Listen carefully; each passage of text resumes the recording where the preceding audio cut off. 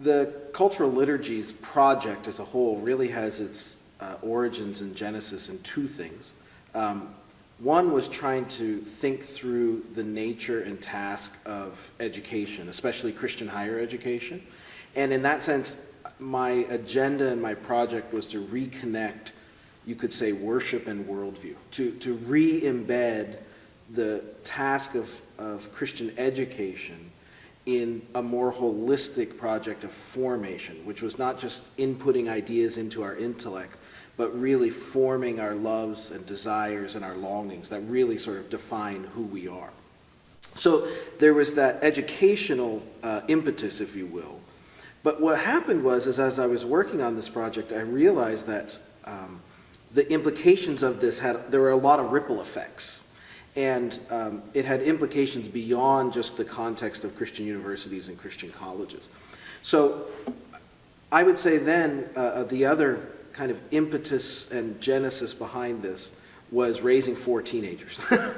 In some ways, having kids, recognizing all of the kind of cultural pressures on them, I started to realize that our ideals about discipleship, Christian formation, catechesis, all were sort of targeted on putting the right ideas and doctrines and beliefs into their heads. But that's not what the culture was trying to do. The culture was trying to get a hold of their gut, their longings, their loves, their heart.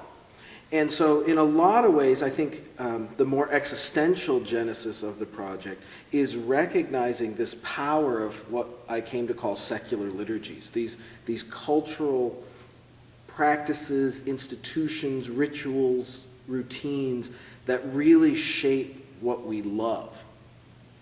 When I sometimes have conversations with my teenagers that give me pause, it's not usually because they say, well, I think so-and-so. It's usually a sentence that begins, I want.